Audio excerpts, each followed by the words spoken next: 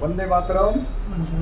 21 April पासून बेमुदत संपावर येते सगळे सरकारी निम सरकारी कर्मचारी आणि काही प्रमाणात अधिकारी आणि काही लोक कामावर आहेत, म्हणजे बेमुदत संपावर गेलेले नाही आहेत. ते काही युनियनचेच लोक संपावर आहेत. तर जे संपावर गेलेले आहेत त्यांचा धिक्कार करतो. त्यांची आम्हाला लाज वाटते. त्यांना माज आला हे डिक्लेअर करतो. त्यांना 8वा वेतन आयोग वगैरे काही देऊ नका. आणि ज्यांना या ज्या सद्यस्थितीत नोकऱ्या आहेत त्या करणं परवडत नाही आणि एवढ्या सगळ्या मागण्या कराव्याशा वाटतात, त्यांनी काळी थोबडं करावी आणि घरी जावं आणि नवयुवकांना आहे ना संधी द्यावी. आणि तेही देवा भाऊ, तुम्हाला आम्ही विनंती करतो विशेष, निम्म्या पगारात हे पोरं काम करतील. 8वा वेतन आयोग नव्या भरतीच्या लोकांना द्या आणि त्याचा निम्मा पगार द्या. 10 वर्ष त्यांना त्या पगारावर काम करायला द्या.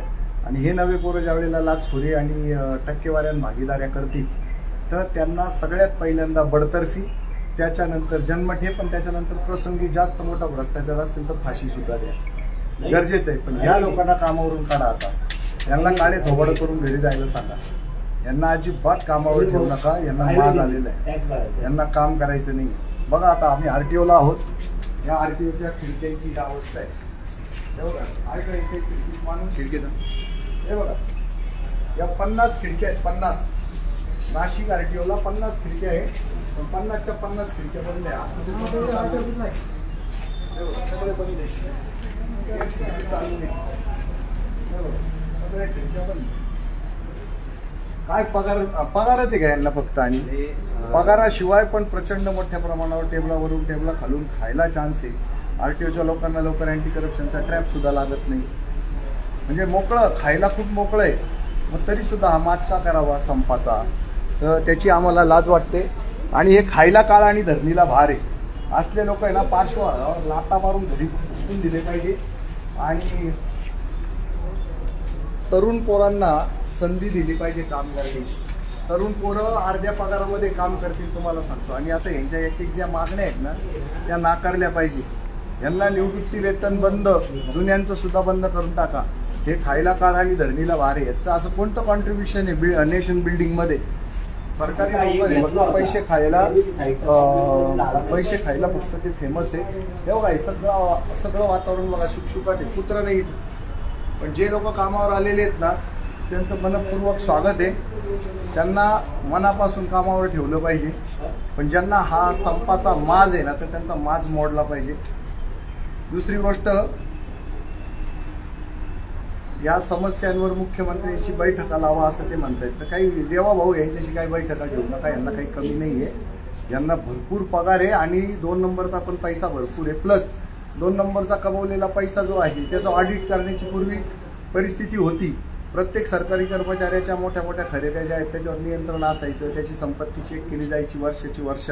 तसं काही होत नाही. त्यामुळे यांच्याशी बसून चर्चा करण्यात वेळ काही घालवू नका. जनता यांच्याबरोबर नाही. संपावर गेलेल्या कोणत्याही सरकारी कर्मचारी, निम सरकारी कर्मचारी जे आहेत त्यांच्याबरोबर जनता नाही आहे. जनता वैतागलेली आहे. जनतेचे कामं या नालायकांमुळे अडलेले आहेत आणि ते कामावर असले तरी कामं अडलेलेच असतात. सरकारी काम 6 महिने थांब अशी परिस्थितीच आहे. नंतर 4थी श्रेणी कर्मचारी वाहन चालक भरतीवरील तत्काळ बंदी उठवा. काही उठवू नका. कंत्राटी लोक भरा. 4th कर्मचारी 4th श्रेणी जे आहे कंत्राटी भरा डायरेक्ट. का बरं? तर यांना परमनंट केलं तर हे काम करत नाही. शिपाई पण अत्यंत माजुरडे असतात. कामं करत नाहीत. पैसे खायला 1 नंबर असतात. 10, 20, 30च्या वर्षाच्या सेवा अंतर्गत आश्वासित प्रगती योजनेचा लाभ काही त्यांना लाभ द्यायची गरज नाही. राज्यातील नगर परिषदा नगरपंचायत आकृती बंद. कशाला आकृती बंद?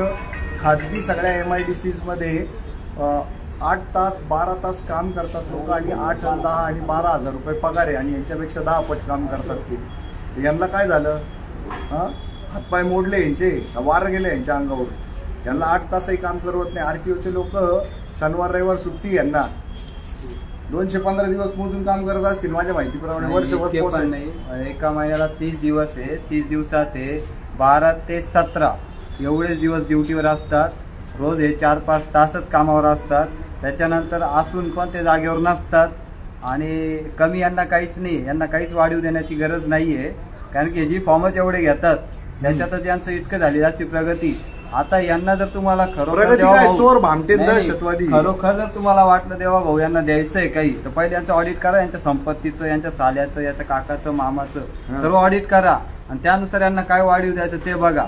इतर शासकीय कर्मचाऱ्यांचं तर नाही माहिती, पण आरटीओ तर 100% माहिती आहे. काही 2 नंबर आणि करतात. आकृती बंधातनं ज्या काही इतर जागा भरायच्या आहेत ना त्या भरू नका. यांच्या शनिवार रविवारच्या सुट्ट्या बंद करा. यांना इंडस्ट्रियल एरियातल्या कंत्राटी कर्मचाऱ्यांना जसे नियम आहेत तसे नियम या नालायकांना लागू करा. अजिबात त्यांना सोडू नका. आणि सर्व हा आणि तसं जर बघितलं तर आरटीओ मध्ये जे या 1 ते 50 ज्या खिडक्या आहे ना यांची गरजच नाहीये. आज रोजी या 56. क्लार्क लोकांची गरज आरटीओला नाहीये, कारण की फेसलेस सेवा सुरू करण्यात आलेले हे काम काय करतात तिथे आयते पेपर रेडी बाहेरून येतात आणि फक्त ठेवून घेतात. शिक्के मारतात. बाकी शिक्के नसतात, काही नसतात. फक्त इनवर्ड आउटवर्ड साठी या सर्व खिडक्या, बाकी काहीच नाही. आणि इनवर्ड आउटवर्ड पण त्यांच्याकडे नाही, यांच्याकडून पेपर पण गाळ होतात. हे काम काहीच करत नाही, यांचा उपयोग काहीच नाहीये. यांना सरळ घरी काढून द्या, यांचं कोणतीच मागणी पूर्ण करू नका. कारण नवे याचा पोरं उपयोगच भरा, नाही. निम्म्या 1 पगारात. ते 50 खिडकी काही कामच नाही करत, कामच नाही त्यांचं. कारण की फेसलेस सेवा दिली आहे ना, ऑनलाईन करा, फक्त इन्स्पेक्टर ऑनलाईन सेवा, संपला विषय. हे सर्वांना माहिती आहे, वरून खालपर्यंत सर्व लोकांना माहिती आहे, याची गरज नाहीये, गरज धिक्कार या नाही. लोकांचा. आणि या ठिकाणी जे तुम्हाला शिपाई लागतात साफसफाईसाठी त्यांची सुद्धा गरज नाहीये. कारण की 8 दिवसाला एक कॉन्ट्रॅक्ट दिलं ना चांगल्यापैकी ते स्वच्छता करून जातात. आणि ज्याला पगार दिला जातो ना दुनियाभरची घाण तेच स्वतः गुटखा खाऊन फिरत असतात. त्यामुळे साफसफाई कोणत्या प्रकारची होत नाही, काही होत नाही. यांच्या कोणत्याही मागण्या पूर्ण करू नका. 60 वर्ष सेवानिवृत्तीचं वय करा म्हणताय, फक्त 45 वर्ष करा यांचं सेवानिवृत्तीचं वय. आणि अजिबात त्यांना सेवानिवृत्ती वेतन देऊ नका. नीट घरी काढून द्यायला 8वा वेतन आयोग चालू करून टाका. निम्म्या पैशात नवे पोरं भरा. आणि जर पैसे खात असतील तर फाशी देण्यापर्यंतची व्यवस्था करा. अँटी करप्शनचे लॉ मोदींनी आणि देवेंद्र फडणवीस यांनी 2018 मध्ये ना एकदम लचर करून ठेवलेले. त्याच्यामुळे हे लोक आहे ना फक्त निलंबित होतात, 3-4 महिन्यात पुन्हा निम्म्या पगारावर कामावर येतात. तर यांना पहिले बडतर्फ करा. आणि थोडा जास्त भ्रष्टाचार असेल तर यांना जन्मठेप द्या. आणि त्याच्यापेक्षा जास्त भ्रष्टाचार असेल तर यांना फाशी द्या.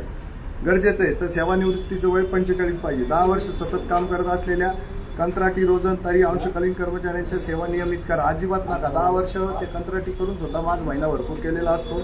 अजिबात नाही. एक वेळची बाब म्हणून प्रतीक्षा यादीतील सर्व पात्र उमेदवारांना अनुकंपा तत्वावरील नियुक्त्या देऊ नका. ज्याला परमनंट केलं तो माजला म्हणून समजा. आणि कंत्राटी पद्धत या देशात सुरू होण्यासाठी हे परमनंट झालेले लोक काम न करणं हे पहिलं कारण आहे. त्याच्यामध्ये आम्हालाच वाटतं परमनंट नोकऱ्या झाल्या पाहिजे म्हणजे लग्न तरी होती, पण यांना परमनंट केलं तर यांना माज येतो. इतके माजलेले इतके ताठ होऊन जाताना हे, तर यांचा माज मोडायचा असेल ना यांना पहिले घरी पाठवा. जेवढे लोक संपात सहभागी त्यांना देशद्रोही जाहीर करा आणि पहिले घरी पाठवा. अनेक विभागात लिपिक संवर्गातील कर्मचाऱ्यांना प्रदीर्घ काळ कार्यात्मक उच्च पदाच्या पदोन्नतीपासून वंचित राहावे लागते. हो, वंचितच ठेवा यांना. काही नको ती नंतर वेतन वृद्धीचा लाभ सुद्धा देऊ नका यांना. PF, RDA कायदा रद्द करणे तेव्हा अजिबात नकोय तसं काही, तर चालू ठेवा. सरकारी कर्मचाऱ्यांवर कर्तव्य बजावत असताना होणाऱ्या भ्याड हिंसक हल्ल्याविरुद्ध काही तुमच्यावर भ्याड हिंसक हल्ले होत नाही. तुम्ही पैसे खाता, 2000 लाच ठरली ना तर लाच खाऊन घेता, काही काम करत नाही म्हणून लोक बदाडता तुम्हाला. 353 देवा भाऊ तुमचे उपकार आहे. ते 353 शिथिल केला तुम्ही, पण तुम्ही नालायकपणा हा केला की अँटी करप्शनचा लॉ जो आहे ना तो लुतळा करून ठेवला. पण त्याचबरोबरीनं 353 तुम्ही शिथिल केला तो रद्द करून टाका डायरेक्ट. हे लोक पैसेही खातात, कामही करत नाही, वेळेवरही कामावर येत नाही, लवकर घरी पळून जातात. यांना साऱ्या दुनियेचे बायका पोरं आहे, बाकी दुसऱ्यांना बायका पोरच नाही.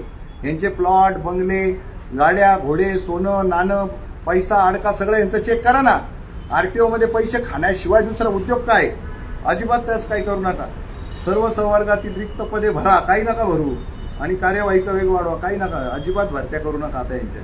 सगळं प्रायव्हेटायझेशन करा, त्याच्यामध्ये समाजाचं नुकसान आहे. पण आम्हाला नाईलाज असतो तशी मागणी करावी लागते. आम्ही विरोधात आहे प्रायव्हेटायझेशनच्या, पण जर का यांना परमनंट केलं का माजलेच म्हणून समजा. लगेच हुंडे वाढता यांचे. लग्न सुद्धा साले फुकट करत नाहीत.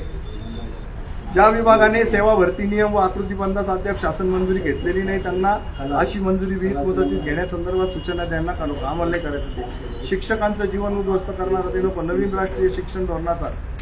तर आमचं सरळ म्हणणं आहे, यांची भरती 8व्या वेतन आयोगाच्या निम्मे पैसे देऊन करा. 10 वर्ष पगार वाढवू नका.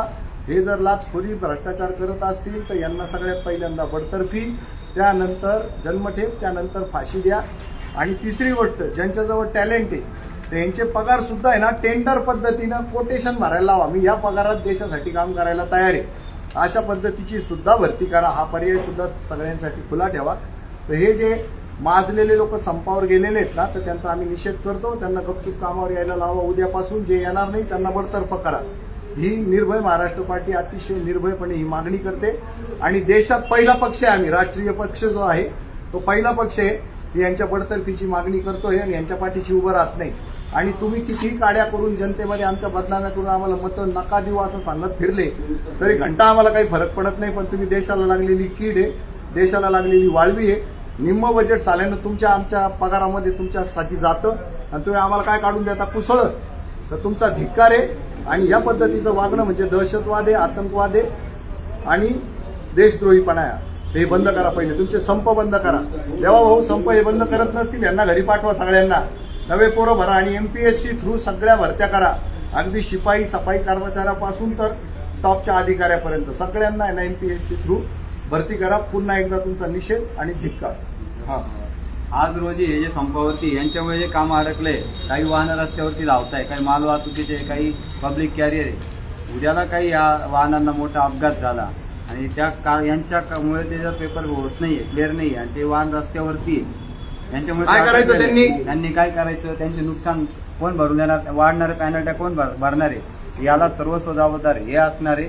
आज जे संपापासून आजपर्यंत जे वाहनांवर कारवाई होईल किंवा पॅनल्ट्या बसतील तर त्यांना जबाबदार यांना पकडावं आणि यांच्याकडून ती वसुली करण्यात येईल. काय 353 आणि 354 मध्ये काही बदल करू नका बाबांनो. ते रद्द करून टाका. हे लोक काम करत नाही, पैसेही खाता आणि वर तांगड्या पण करतात. धिक्कार धिक्कार धिक्कार. यांना देशद्रोही जाहीर करा.